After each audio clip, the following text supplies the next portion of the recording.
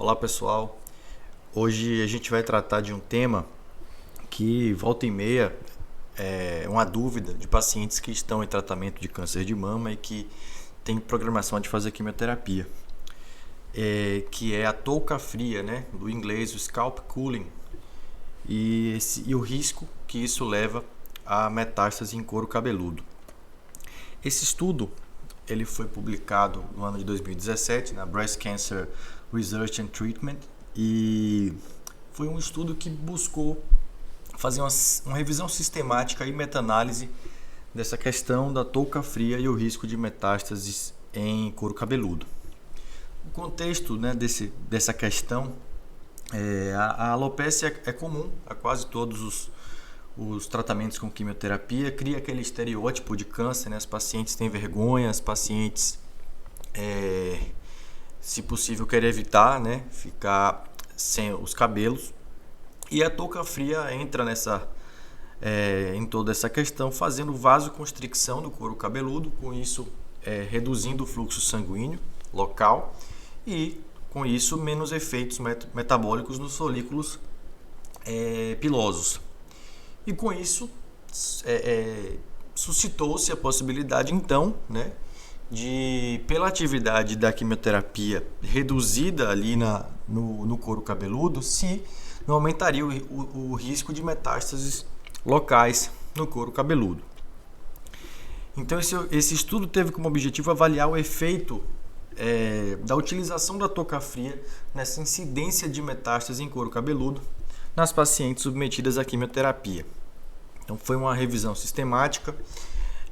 Os autores eles utilizaram os termos quimioterapia, câncer de mama e metástase em couro cabeludo, né, em inglês, em uma série de bases de dados. Eu não vou ler todas aqui para não perder tempo, mas eu vou deixar o link do artigo embaixo para quem quiser ler na íntegra.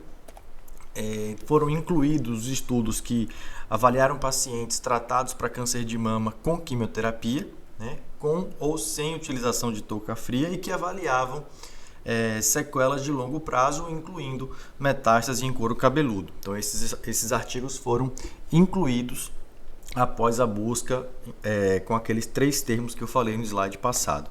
E foram excluídos os estudos que avaliavam outro tipo de câncer que não mama, que avaliavam somente efeitos imediatos da touca fria, ou seja, só se caía cabelo ou não. O interesse do estudo aqui era avaliar metástase, então tinha que ser um pouco mais de longo prazo. E também excluíram os estudos que não incluíram pacientes tratadas com químio, né? Então avaliavam a touca fria em outro contexto que não quimioterapia. Esses estudos foram excluídos após a busca.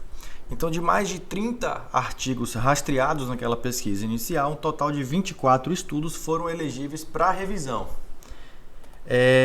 E desses 24, 14 estudos foram excluídos pelas seguintes razões. 10 estudos foram excluídos porque não tinha follow-up, ou o follow-up era incerto após a quimioterapia.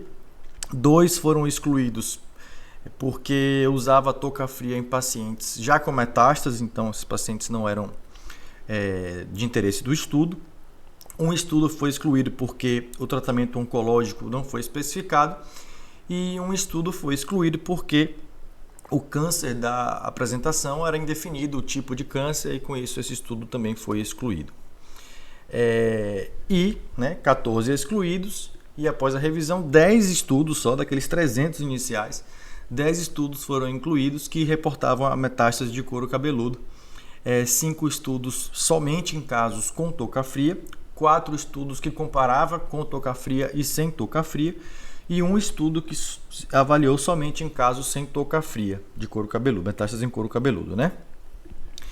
Então a gente viu aqui a incidência de metástase em couro cabeludo dos pacientes que usaram a touca fria foi de 0,61%, 12 casos em 1959 pacientes, e sem o uso da touca fria a incidência foi de 0,4%, a incidência de 5 em 1.238 pacientes.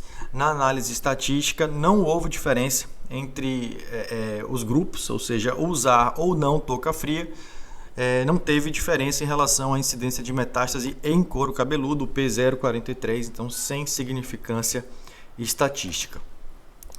Então, a metástase em couro cabeludo é um evento raro, né? A gente viu ali nos dois grupos, tanto em quem fez o scalp cooling quanto em quem não fez.